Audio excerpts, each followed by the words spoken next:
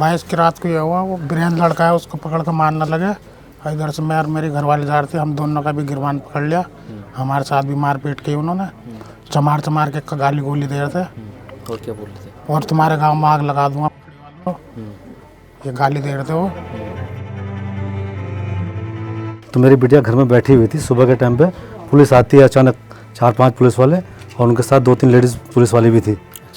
तो उन्होंने अचानक, मेरी बिटिया यहाँ पे थी, उनको अचानक उसी को पकड़ा, कहा कि पकड़ो इसको, बताओ उसका भविष्य का क्या होगा। आगे उसके ब्याह है, शादी है, सब कुछ करना है, कहाँ तक बातें जाती हैं बिना मतलब।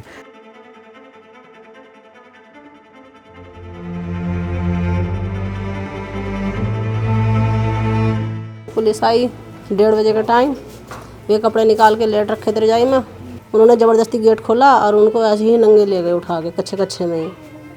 उनको कपड़े भी नहीं पहनने दिए। यानी तेरे को भी लगाऊं डंडा एक, ऐसे बोला उन्होंने।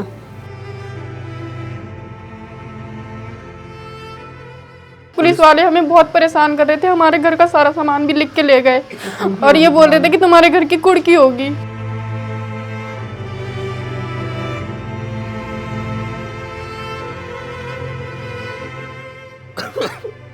वो तुम्हारे कान में मुझे पट्टे और डंडे बजा रही है, बोल 18.5 साल के नाबालिग है वो।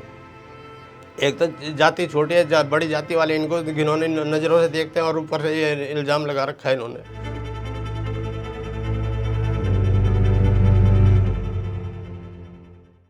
बीते कुछ वक्त से सोशल मीडिया पर एक वीडियो बड़ा वायरल हो रहा है। इसमें कई सारी महिलाएं और कुछ पुरुष पुलिस वालों को घेरे हुए हैं और उनके पीछे दौड़ रहे हैं। इस वीडियो को पहली बार में देखने पर यह लगता है कि ये महिलाएं और उनके साथ मौजूद पुरुष ही अपराधी हैं और जो पुलिसकर्मी हैं जिनके पीछे ये महिलाएं भाग रही हैं वो पीड़ित। ग्राउंड पर इस मामले की कई अन्य परतें भी सामने आती हैं। दरअसल ये पूरा मामला कोटद्वार के देवरामपुर का है। वीडियो के वायरल होने के बाद अब स्थिति ये है कि देवरामपुर की 19 महिलाओं समेत कुल 23 लोग पिछले करीब 1 महीने से जेल में बंद हैं। इस बीच पुलिस देवरामपुर पहुंचकर कई गांव वालों को थाने भी ले गई। ऐसे में पुलिस के डर से कई गांव वाले अपने अपने घरों को छोड़कर जा चुके थे। हालांकि अब कुछ लोग वापस लौटने लगे हैं, मगर अब भी देवरामपुर के ये लोग डर के साये में जी रहे हैं। पुलिस तो आई थी यहाँ, कई बार आई। चले गए यहाँ से कई सारे। हाँ, हम भी तो परसों तरसों आए। अच्छा, जा रखे थे आप भी? हम भी 1 महीने में समझ लो, परसों तरसों आए 22 तारीख से। अब 3-4 दिन हुआ है अभी। जबरदस्ती जो मिल रहा है उसे उठा के एक महीना सब किसी के घरों में चूल्हा नहीं जला आज तक। अब धीरे धीरे ये लोग आ रहे हैं, जब पुलिस ने आना बंद कर दिया, नहीं तो ये गरीब लोग हैं, सारा मोहल्ला यहाँ से फरार हो गया था। तो आपकी वाइफ फरार है, गई हुई है? कहाँ गई? पता नहीं, कोई पता नहीं अभी तक। अच्छा, आपको भी नहीं पता? लड़की छोड़ दी तो नहीं, डर के मारे। इस पूरे मामले की शुरुआत 15 से 16 साल के 2 बच्चों के पटाखे फोड़ने से हुई थी, जिनमें से एक उत्तराखंड में स्थित देवरामपुर का था, जबकि दूसरा यूपी में मौजूद तल्ला मोटा ढाक का। अगले दिन दोनों बच्चों के परिजनों में विवाद बढ़ा तो मामला थाने जा पहुंचा। तल्ला मोटा ढाक के ग्रामीणों ने देवरामपुर के कुछ लोगों के खिलाफ यूपी की जाफरा पुलिस चौकी में तहरीर दी। ऐसे में विवाद कुछ और बढ़ गया और अगले दिन देवरामपुर के ग्रामीणों द्वारा भी तल्ला मोटा ढाक के कुछ लोगों के खिलाफ तहरीर कोटद्वार कोतवाली में दी गई। मगर कोटद्वार कोतवाली की ओर से यह कहकर मुकदमा दर्ज नहीं किया जा रहा था कि जहां रामलीला हो रही थी वो जगह यूपी में पड़ती है, उत्तराखंड में नहीं। पुलिस द्वारा मुकदमा दर्ज न किए जाने पर देवरामपुर के लोगों में आक्रोश बढ़ा और इसके बाद जो कुछ हुआ वो आपने वायरल वीडियो में देखा ही। मामले में पुलिस ने ही गांव वालों के खिलाफ विभिन्न धाराओं में मुकदमा दर्ज किया है। दलित समुदाय के 23 लोग पिछले 1 महीने से जेल में बंद हैं। अब इस मामले में एक पक्ष देवरामपुर के लोग हैं, जबकि दूसरा पक्ष खुद उत्तराखंड पुलिस। और इस तरह अब मूल मामला कहीं पीछे छूट चुका है। अभी हम उत्तराखंड और उत्तर प्रदेश सीमा पर बसे कोटद्वार के उसी देवरामपुर गांव में मौजूद हैं, जहां पिछले महीने 21 अक्टूबर की देर रात कुछ दलित समुदाय की महिलाएं जब रामलीला देखकर लौट कर आ रही थी तो उन्हें सवर्ण समाज के कुछ लोगों द्वारा उन पर फप्तियां कसी जाती हैं, उन्हें जाति सूचक शब्द कहे जाते हैं और उन पर पटाखे फेंके जाते हैं। तो ये जो सड़क आपको दिखाई दे रही है, इस सड़क के मेरी दाहिनी ओर जो गांव है वो देवरामपुर है, जो कि उत्तराखंड में आता है, और मेरी बाईं ओर ये इलाका तल्ला मोटा ढाक है, जो कि उत्तर प्रदेश में आता है। तो सड़क की उस ओर BL है कोटद्वार का, और ये जो सड़क जा रही है वो सिगड्डी भाबर इलाके के लिए जा रही है। और मेरे पीछे वो जो गेट आप देख रहे होंगे, उसी गेट से अंदर की ओर उस दिन रामलीला हुई थी 21 अक्टूबर की देर रात पिछले महीने, और 22 अक्टूबर को जो वीडियो वायरल हुआ वो घटना इसी जगह पर हुई थी।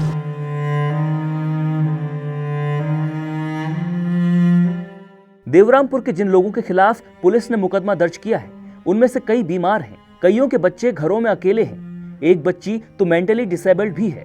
उनके परिजनों की आप बीती पुलिस पर कई सवाल खड़े करती है। मेरे साथ अभी तेजपाल सिंह जी हैं, जिनकी वाइफ भी जेल में बंद है और उनकी भतीजी की शादी होनी है आने वाली 23 तारीख को। तो वहाँ पहली बात तो यह है कि उन लोगों ने हमारी एफआईआर लिखने से इनकार कर दिया, जबकि वो लोग खाली बैठे हुए थे। दूसरी बात, फिर एफआईआर में जो हमारा मुद्दा था जाति सूचक शब्दों का, वो उन्होंने वहाँ से गायब करा दिया, और वो लोग बहुत परेशान हैं। परेशान है जी, क्योंकि उन लोगों ने वो एरिया देखा नहीं है जहाँ उनको फेंक दिया गया। मैदानी मूल की महिलाएं हैं और उस क्षेत्र में ऐसा महसूस कर रही जैसे कि हमें किसी और देश में ले आके छोड़ दिया गया।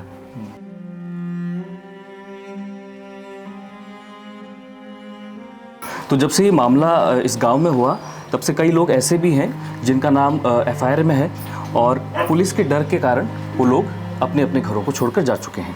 हाँ सर, यही है कि डर का माहौल है यहाँ पे, पुलिस का भी दबाव था यहाँ पे। तो उसमें एफआईआर में बीवी का नाम था, तो घर से जा रखे हैं। कहाँ जा रखे? रिश्तेदारों के यहाँ? हाँ जी, रिश्तेदारों के यहाँ जा रखे हो? हैं। वो उसी दिन चले गए थे, अगले दिन जिस दिन इनको अरेस्ट किया। पुलिस आई थी यहाँ पे भी, मेरे को भी पकड़ के ले जा रहे थे वे। फिर मेरा मोबाइल नंबर लिया उन्होंने, बोल जब आपको थाने बुलाएंगे थाने आ जाना। और क्या क्या कारण बता रहे थे कि क्यों ले जा रहे हैं? बस ये कारण नहीं बताया था उन्होंने। अपना पकड़ के ले जा रहे थे? हाँ जी, मैं घर में लेट रखा था, वो यहीं पे आए, तब बोला मेरे को, बोल हमारे साथ थाने चलना है आपको।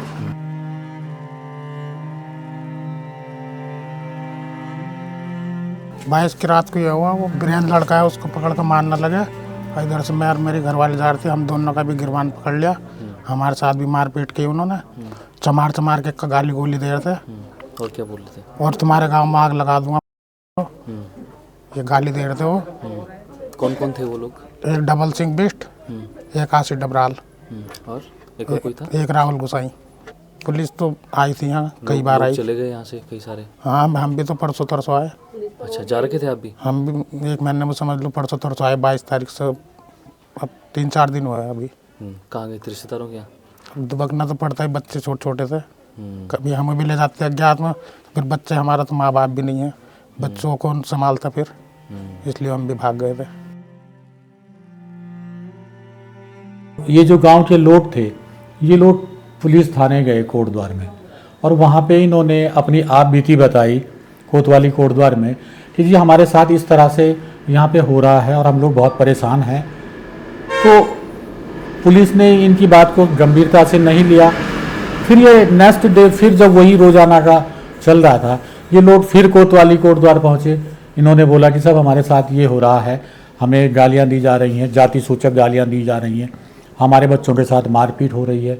पुलिस ने उस समय भी इस मामले को गंभीरता से नहीं लिया। फिर 22 तारीख को फिर हुआ ये कि ये लोग फिर शाम को गए।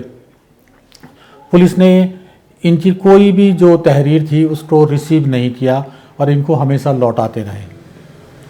22 तारीख की रात को भी ये लोग 7 बजे से पहले कोतवाली कोटद्वार पहुँचे और इन्होंने पूरा प्रकरण बताया कि इस तरह से हो रहा है और ये लोग हमारे को उत्पीड़ित कर रहे हैं।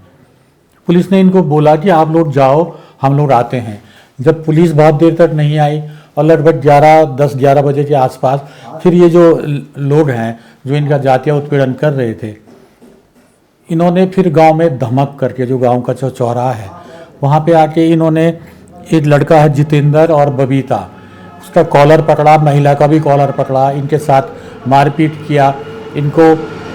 फिर इन लोगों ने चमारों यहाँ से भागो, तुम्हारी बस्ती को आग लगा देंगे, इस तरह से उनको डरा धमका रहे थे। तो जब पुलिस नहीं आई तो गांव के किसी व्यक्ति ने 112 जो इमरजेंसी नंबर होता है पुलिस का, उस पर कॉल किया। कानून सबके लिए बराबर है, ठीक है। अगर उन्होंने घेराव किया है, गाली गलौज दी है, तो आज सजा काट रही है, मानते हो? वो सजा काट रही है लेडीज, हम भी मानते हैं इस चीज को। जो गलती करेगा उसको सजा मिलनी चाहिए, लेकिन थोड़ी गलती हुई है, नहीं, इतनी बड़ी गलती नहीं हुई जितना बड़ा पर थोड़ा तो हुई है। थोड़ी हुई होगी, मैं मानता हूँ हुई है, जब तो आज जेल में है वो जेल में है, लेकिन इतनी बड़ी गलती नहीं है जो धारा 107 और 309 लगा दी जिसपे 10 साल की जेल है। क्या उन्होंने इतना बड़ा क्राइम किया है? मैं मानता हूं अगर दरोगा को चोट लगती, खरोच आती, मैंने ये भी सुना है किसी से कि 307 हाफ मर्डर जब लगता है जब किसी को 6 इंच का गहरा घाव हो जाता है, उस पर तो एक खरोच भी नहीं है, किसी ने हाथ भी नहीं लगाया उसको। अगर वीडियो में किसी ने हाथ लगाता हुआ दिखाई तो वो साबित करके दिखाए इस चीज को। नहीं तो हम यही मानेंगे कि हमारी तरफ हम दलितों के साथ एक तरफा फैसला किया गया, अन्याय किया गया। क्योंकि जो दरोगा की बातें थी ना, वो शांति करने के लायक और समझौते करने के लायक नहीं थी। उसका ऐसा व्यवहार था उनके साथ, लेडीजों के साथ, तो इस वजह से लेडीज भड़क गई होंगी। जो औरतें यहाँ से इकट्ठी होकर थाने में जा रही हैं अपनी मदद के लिए, भाई हमारी मदद करो, हमारे साथ ऐसा व्यवहार हो रहा है, वो आया भी तो ऐसा क्या माहौल बना कि उसी दरोगा पे औरतें चारों तरफ से इकट्ठी हो गई, उसको घेर लिया। पुलिस लगभग 11 साढ़े 11 बजे टाइम पे पहुंची वहाँ पे। इन लोगों ने कहा कि भाई ये जो बंदा है, ये जो हमें परेशान कर रहा है, ये इधर रामलीला की तरफ गया है। उन्होंने उस पुलिस को बोला कि वहाँ से लेके आओ। पुलिस वहाँ गई और पुलिस जब उसे वहाँ से लेने गए तो उसने पुलिस के साथ नहीं आया, कहा कि तुम चलो मैं आ रहा हूँ। मतलब इतना उनका अपना रुबाब है कि वो पुलिस के साथ नहीं आया, बाद में आऊँगा। कुछ देर बाद वो फिर आ गया वहाँ पे, वो लड़का था। जब वो वहाँ पे आया तो पुलिस ने उसके साथ सख्ती से पेश आना था, लेकिन पुलिस स्वयं उसके कंधे पे हाथ रख के, जो वो सब इंस्पेक्टर थे, उसके साथ साइड में जाके बातचीत करने लगे। महिलाओं को, गांव वालों को लगा कि शायद ये इसके साथ सख्ती होनी चाहिए थी और पुलिस इससे दोस्ताना व्यवहार कर रही। और 2 दिन से बुलाने से भी पुलिस नहीं पहुंची, तो महिलाओं में खासकर बहुत आक्रोश था। तो इनको कमजोर समझ के पुलिस लगभग एक तरफा कार्रवाई करने की फिराक में थी और शायद वो समझौते के इरादा कुछ बन रहा था। तो महिलाएं कुछ आवेशित हुई और महिलाओं ने जब वो उसको उधर ले, तो महिलाएं उसके पीछे पीछे गई कि इसे कहाँ लेके जा रहे हो। और उस समय भीड़ में से किसी बच्चे ने या किसी ने एक वीडियो शूट कर लिया, और उस वीडियो में क्या था कि वो पुलिस वाला भाग रहा है और पूरी भीड़ उसके पीछे भाग रही है। पुलिस वाला स्वयं डंडे से, आपने अगर वीडियो देखा होगा तो डंडे से पटक के उनको दूर कर रहा है। और ये वीडियो जो वायरल हुआ, तो मेरे ख्याल से कि इस वीडियो के कारण ही पुलिस का कुछ इमेज डाउन हुआ, या पुलिस ने फिर इसको अपने मान सम्मान से जोड़ा। तो इस वीडियो की वजह से ये पूरा प्रकरण जो है पीड़ित के खिलाफ चला गया। नहीं, हम ये मानते हैं कि इन लोगों को पुलिस से नहीं उलझना चाहिए था, और अब ये क्यों उलझे? सबसे बड़ी चीज है एक अज्ञानता। इनको ये नहीं पता कि वर्दी वाला आदमी इसके साथ हमें किस तरह से पेश आना है। और ये आक्रोश था जो 2 दिनों से पुलिस सुनवाई नहीं कर रही थी। पुलिस से सवाल ये होना चाहिए कि आपने उन लोग जब 2 बार थाने आए, 22 को तो ये प्रकरण हुआ, वो 21 को आए, वो 20 को आए, तो आपने क्यों उनकी सुनवाई नहीं की? क्यों उनके मामले को गंभीरता से नहीं लिया? तो अभी समीक्षा मेरे साथ हैं और इनके पिताजी कुछ साल पहले उनका स्वर्गवास हो गया, और उनकी माताजी हैं जो जेल में बंद है। एक भाई और एक बहन ये हैं, और अभी अकेले ही रह रहे हैं क्योंकि माताजी जेल में बंद है और पिताजी इस दुनिया में अब नहीं है। आपको क्या सच में लगता है कि आपकी मम्मी की गलती थी? उस दिन तो लड़ाई में मम्मी थी भी नहीं, घर पर ही थी। बाकी जब अगले दिन ये लोग वहाँ गए, थाने गए, तो तब मम्मी उनके साथ गई थी। बाकी बाद में उन्होंने उनको उन्हीं के साथ में वहीं पे रख लिया। मम्मी तो लड़ाई में भी नहीं गई, उन्होंने लड़ाई देखी भी नहीं, उनको पता भी नहीं था कि हाँ किस बात की लड़ाई चल रही है, वो घर पर ही थी। और मम्मी की तो तबीयत भी ख़राब रहती है और वो वहाँ पे परेशान है। क्या है मम्मी को तबीयत? वो बीमारी रहती है, जब से पापा की डेथ हुई तब से वो बीमारी रहती है। अच्छा। तबीयत ख़राब है उनकी। वहाँ पर भी एक दिन उनको ऐसी ही रात में मतलब बेहोश हो गई थी, डॉक्टर के पास ले गए थे।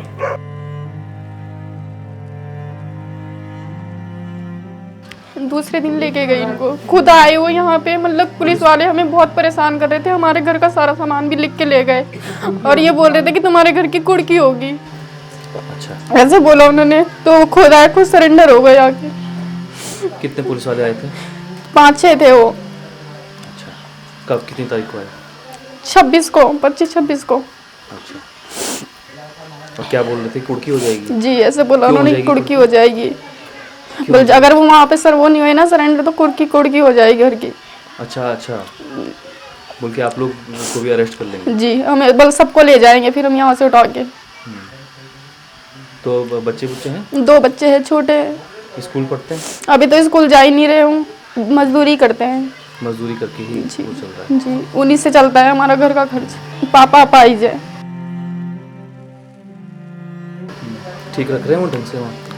बोल तो रहे कि ठीक ही है, मगर तबीयत खराब रहती है ना उनको भी, पैरालाइज की बीमारी उन्हें। फोन अगर ले जाते हैं तो बाहर जमा कर लेते हैं, खाने पीने की चीज़ भी ले आते हैं उसको भी चेक करते हैं। आपको ताज्जुब होगा कि जब 22 तारीख को ये लोग 23 तारीख की सुबह जब ये लोग थाने गए, उसके बाद इन पे मुकदमा दर्ज हुआ, पुलिस इनको बस में डाल के पौड़ी ले गए। तो ये गांव वाले कुछ गर्म कपड़े इनको देने के लिए, क्योंकि पौड़ी में बहुत ठंड होती है, गर्म कपड़े भी इनको देने के लिए आए। इतना दुर्भाग्य देखिए, पुलिस मतलब एक उस भावना से काम कर रही थी कि पुलिस ने उन लोगों को गर्म कपड़े तक नहीं देने दिए। खाना भी इनको 23 तारीख से पुलिस ने ना उनको पानी दिया, ना चाय पिलाई, ना खाना दिया। कुछ लोग बीमार भी थे और इनको खाना पौड़ी जाने के बाद ही मिला हो जेल, उस बीच इसको, क्योंकि हमें उन लोगों ने खुद बताया जो लोग जेल में बंद हैं। बेटे के जेल में बंद होने से नंदी देवी की तबीयत खराब हो चुकी है। आपका क्या नाम है माता जी? मैं नंदी देवी। नंदी देवी? हाँ जी। आपके बेटे हैं जेल में बंद? जी। क्या नाम है उनका? रुद्राक्ष। रुद्राक्ष कितने साल का है रुद्राक्ष? 18 कुछ दिन का है। अच्छा, क्यों ले गई पुलिस उसको, रुद्राक्ष को? रुद्राक्ष को किसी ने रात को फ़ोन करके बुलाया था और वो लड़का नादान था, वो चला गया था। अब पुलिस वालों ने खूब मारा मेरे लड़के को। मेरी तबीयत खराब हो गई मेरे बच्चे के चक्कर में। बोल रहा था मम्मी मेरी गलती नहीं है, मैंने कुछ नहीं किया। मैंने कहा बेटा कुछ क्या ना किया, तू फंस तो गया है। नंदी देवी के पति राजेंद्र सिंह बताते हैं कि जब जेल में बेटे से मिलने गया तो उसकी आंखों में चोट के निशान थे। वो तुम्हारे कायल में मुझे पट्टे डंडे बजा रहे हैं, बोल 18.5 साल का नाबालिग मैं वो। तब से ये बीमार पड़ गया, परेशानी भी बहुत है। क्या हुआ उनको, क्या हुआ? सर इसकी सारी ब्लड ओवर हो चुकी है। तो डॉक्टर ने दिखाया? आज डिस्चार्ज थे। एडमिट थे? हाँ। अच्छा, 4-5 दिन से एडमिट थे। मैं सिलाई का काम करता हूँ। अच्छा, इसी से पैसा आता है? बस थोड़ा सा अपना खर्चा चल रहा है। अब इन बच्चों पे इतना वो आरोप लगा दिया, 307 की धारा लगा रखी है, ये कहीं मर्डर करने वाले हैं। एक तो जाति छोटी है, बड़ी जाति वाले इनको घिनौनी नज़रों से देखते हैं और ऊपर से ये इल्ज़ाम लगा रखा है इन्होंने। अब इस इल्ज़ाम में अगर इनका नाम वहाँ रह गया तो कौन काम देगा इनको? तो आप गए मिलने उससे? कहाँ पर? रुद्राक्ष से? वहाँ मिलने गए थे। उसके आँख के पास में ही पट्टा लगा हुआ है, उससे वो भी रो रहा है। इससे छोटा लड़का है, इतने पट्टे बजा रखे हैं और डंडे मार रखे हैं, तो क्या हालत होगी उनकी। तो मेरी बिटिया घर में बैठी हुई थी, सुबह के टाइम पे पुलिस आती है अचानक, 4-5 पुलिस वाले और उनके साथ 2-3 लेडीज़ पुलिस वाली भी थी। तो उन्होंने अचानक, मेरी बिटिया यहाँ पे थी, उनको अचानक उसी को पकड़ा, कहा कि पकड़ो इसको। उसको ज़बरदस्त हाथ पकड़ा उसका, कहा कि पुलिस वाले से कहा पकड़ो इसको। मैं अंदर से बाहर आया, छोटे बच्चों ने कहा पापा अंजलि को पुलिस वालों ने पकड़ लिया। मैं आया बाहर तो बोला आपकी, मैंने कहा छोड़ो इसको, क्यों पकड़ा आपने मैडम, कि आपकी बेटी? मैंने कहा हाँ जी मेरी बेटी है। तो बोला कि इसको थाने ले जाना है, इसको पूछताछ करनी है, ये झगड़े, मैंने कहा ये झगड़े में नहीं है, इसका तो कोई सीन झगड़े में नहीं है, ना हमें झगड़े में ना हमारी बिटिया है, ये तो घर में है अपने। तो उन्होंने कहा नहीं आप भी चलो, नहीं तो आपको भी लेके चलेंगे। तो उन्होंने मेरे को जो है जबरन इस तरह से, एक तरह से जैसे कहते हैं कि धौंस जमाई कि आपको जो है आपको ही बंद कर देंगे, आपको लेकर चलो इनको बैठा। मैंने कहा कि किस बारे में पूछताछ करने की, जो यहाँ शाम झगड़ा, मैंने पूछा कि किस बारे में, कि जो वहाँ झगड़ा हुआ। मैंने कहा मेरी बेटिया का तो इससे कोई लेना देना ही नहीं है। उन्होंने ये कहा जबरन मेरे से कि इससे पूछताछ करनी है और हम बेचारे पूछताछ करके उसको छोड़ देंगे। बोला, मैंने कहा फिर मैं कि नहीं आप आओ, बाद में आ रहे हो तो बाद में आना। मैं इस तरह से किसी तरह से थाने पहुँचा। बाद में देखा तो बेटिया तो थाने में थी, मैं गया तो जैसे मैंने उनसे बात करने की कोशिश की पुलिस वालों से, तो उन्होंने मेरे को, किसी ने मेरी नहीं सुनी और उन्होंने जो मेरे को डरा धमका के बाहर भगा दिया। बोला नहीं नहीं भागो यहाँ से, कुछ नहीं समझ आ जाएगा। मैंने कहा जी मेरी बिटिया का कोई कसूर नहीं है। मैंने उनके लिए हाथ भी जोड़े। मैंने कहा जी ये तो घर में है और मानसिक रूप से बीमार रहती है ये लड़की, और इसका कोई कसूर नहीं है। वो तो कभी हंसती है कभी रोती है। एम्स से उसका इलाज चल रहा है और एक मनोचिकित्सक हॉस्पिटल देहरादून में, उसके भी पर्चे दवाइयों के पर्चे मेरे पास हैं उसके। थाने में जब बिटिया ने कहा पुलिस वालों से कि मेरे को तो पूछताछ के लिए लाए थे, मेरे को छोड़ दो, तो एक पुलिस वाले ने उसको एक दो झापड़ जड़े। बोला चुप नहीं होगी। बोल मेरा क्या कसूर है भाई, आप मेरे को क्यों मार रहे हो? मेरे को तो पूछताछ के लिए बोल के लाए, मेरे पापा भी घर में थे, आप जबरन मेरे को घर से लाए हैं आप। बताओ उसका भविष्य का क्या होगा? आगे उसके ब्याह है, शादी है, सब कुछ करना है, कहाँ तक बातें जाती हैं बिना बंदे की। तो भीम सिंह जी अभी हमारे साथ हैं। उनकी बेटी है गीता जो कि शादीशुदा है, और जिस दिन वो यहाँ आई थी अपने मायके, उसी दिन पुलिस आई और उनको जेल में ले गई। बताइएगा कुछ पूरा मामला। साहब ऐसे हुआ, मेरी बेटी उसी दिन आई थी और 6-7 महीने ही हुए थे शादी को, 6-7 महीने हो रखे हैं। हाँ। उस दिन मेहमानदारी में भैया दोस्त के लिए आई थी और यहाँ लड़कों ने झगड़ा करा हमारे गांव के लड़कों के साथ, मार पिटाई करी, चमार चूर चमारो तुम्हें फूकेंगे, आग लगा के ये करेंगे। तो जब यहाँ हल्ला हुआ तो औरतें भी चले गई, मेरी बेटी भी चली गई और भी चली गई औरतें। वहाँ दरोगा जी ने जो है इनके ऊपर डंडा उंडा घुमाया औरतों के, औरतें भी चली गई, जबकि ना तो औरतों ने दरोगा जी को मारा ना दरोगा जी ने औरतों को मारा।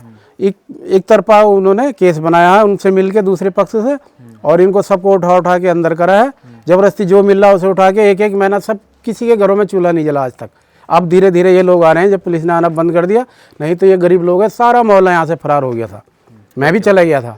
हाँ, मेरे घर वाले, मेरे बच्चे, कोई नहीं था यहाँ, सभी के बच्चे सब यहाँ से। इस तरह से माहौल बना रखा था कि जैसे कि मतलब कैसे किसी ने यहाँ मतलब बम फोड़ दिए हो इन लोगों ने, ये कर दिया, इस तरह से माहौल बना रखा है इन लोगों ने।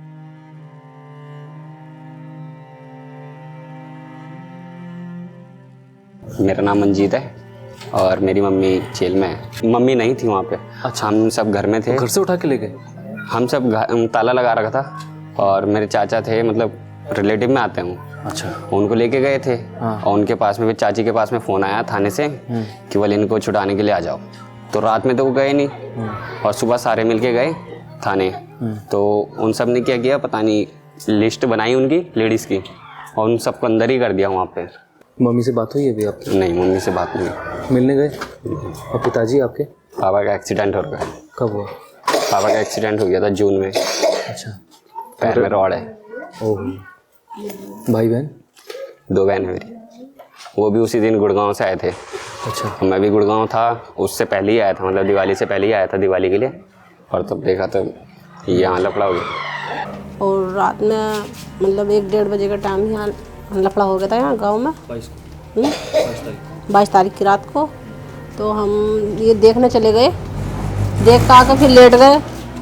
फिर उसके बाद पुलिस आई 1:30 बजे का टाइम, वे कपड़े निकाल के लेट रखे थे रजाई में, और उन्होंने गेट पर हमारे डंडे मारे बाहर से। तो उन्होंने गेट खोल दिया। इतने में ही तो वे गेट बंद कर रहे थे। उन्होंने बोला कि गेट बंद मत करो, ज़बरदस्ती उन्होंने ना कई सारे 2 गाड़ी आई थी भर के पुलिस की, उन्होंने ज़बरदस्ती गेट खोला और उनको ऐसे ही नंगे ले गए उठा के, कच्चे में ही। उनको कपड़े भी नहीं पहन दिए, चप्पल भी नहीं पहन दी। वो बोले कि भाई साहब मैं चप्पल तो पहन लूँ, जाड़ों का टाइम है, या सिर पर कपड़ा तो रख लूँ मैं, या पैरों में वो पहन लूँ, पजामा पहन लूँ। और नहीं तो वहीं पहनाएंगे। तो उसको ऐसे ले गए उनको उठा के। मगर भैया ये तो है भी नहीं थे लड़ाई में, तब जब लड़ाई हुई है, आप इनको क्यों ले जा रहे हो? अरे तेरे को भी लगाऊं डंडा एक, ऐसे बोला उन्होंने। अब मेरे बच्चे रो रहे, मेरे तीनों बच्चे, हम खर्चे से भी इतना परेशान हैं।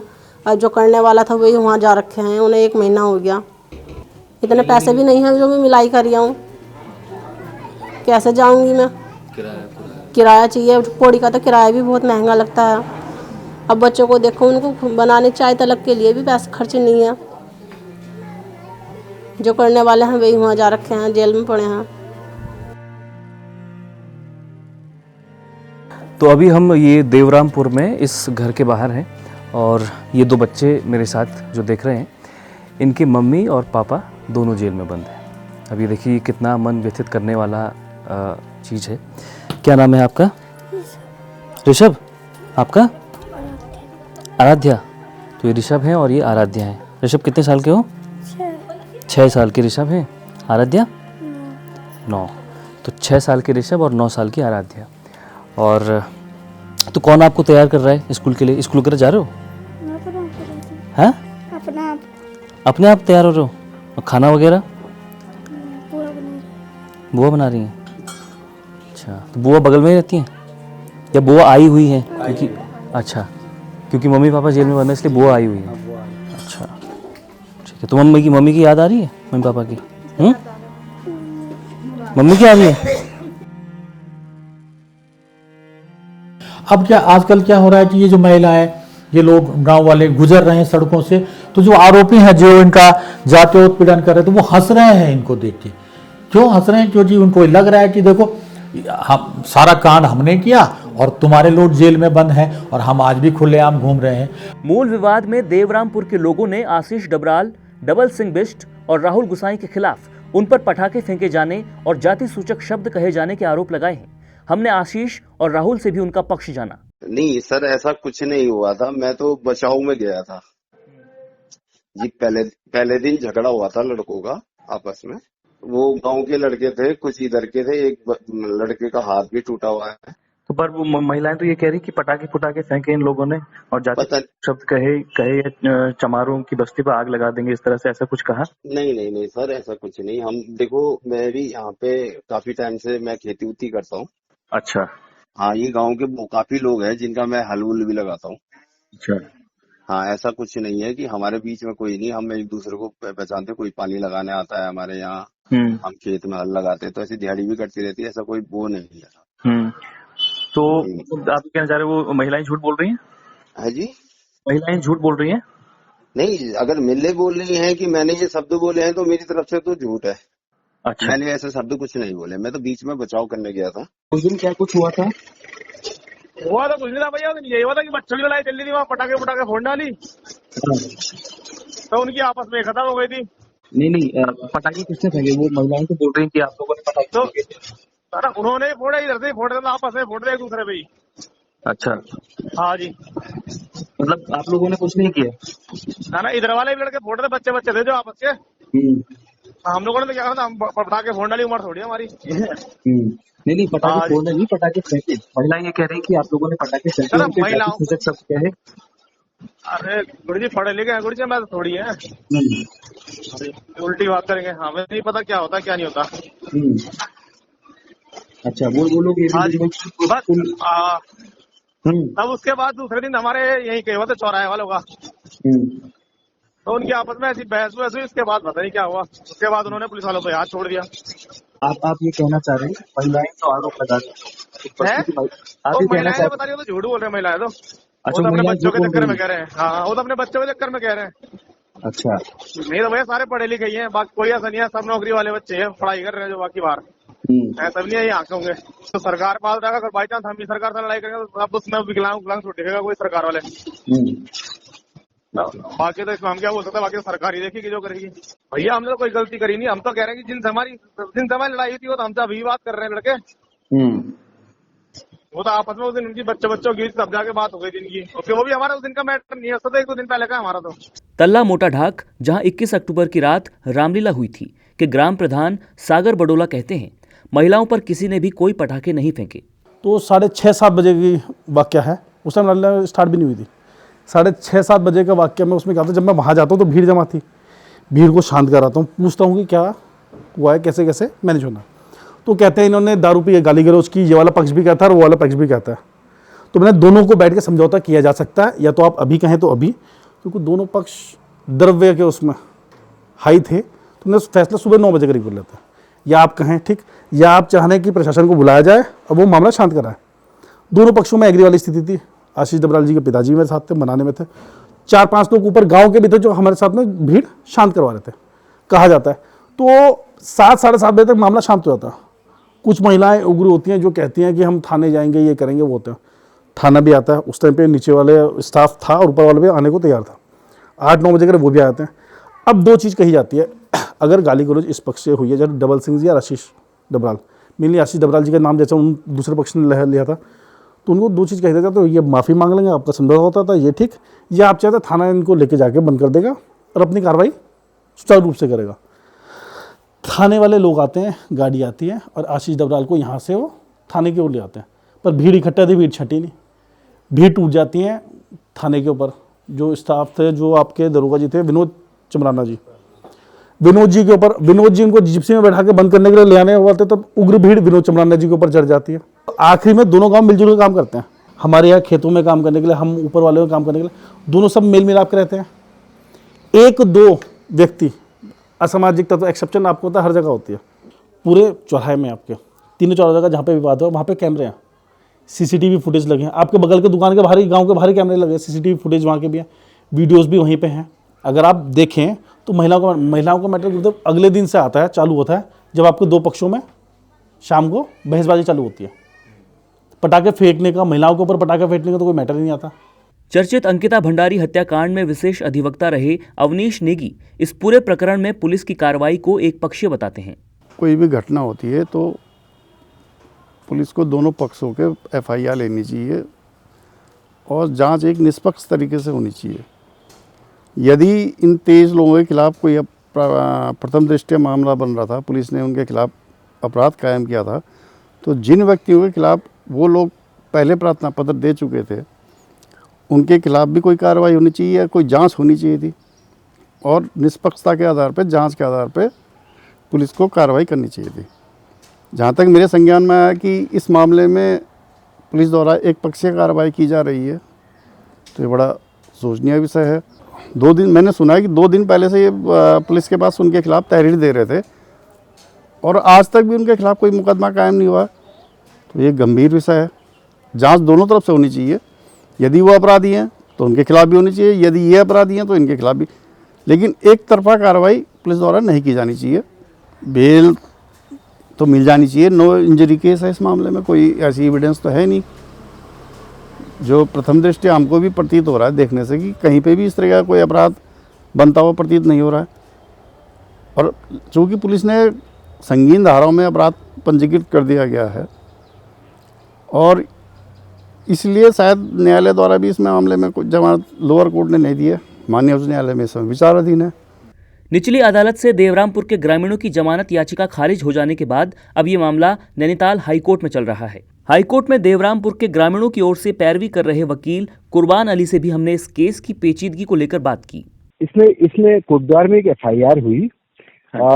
एफआईआर पुलिस के द्वारा लॉन्च की गई है, ये कहते हुए कि कुछ लोगों के द्वारा, एक पूरे समूह के द्वारा जो है पुलिस पार्टी पे एक ऐसे 2 मुलजिमों को छुड़ाने के लिए लाठी डंडों के साथ असॉल्ट किया गया, जिनको पुलिस ने अरेस्ट किया था किसी मारपीट के मामले में। ये इसमें पुलिस ने जो है इन लोगों पे 109 यानी 307 ओल्ड वाला और 332 यानी पुलिस पार्टी पे असॉल्ट करना और पुलिस वालों को काम करने से रोकना, ये धाराएं लगाई हैं। और इन धारा में वैसे तो 109 अपने आप में ही संगीन धारा है, क्योंकि अटेम्प्ट टू मर्डर है, लेकिन प्राइमा फेसाई नो इंजरी जो है, ये नो इंजरी केस है, पुलिस को कोई इंजरी नहीं है कहीं से कहीं तक।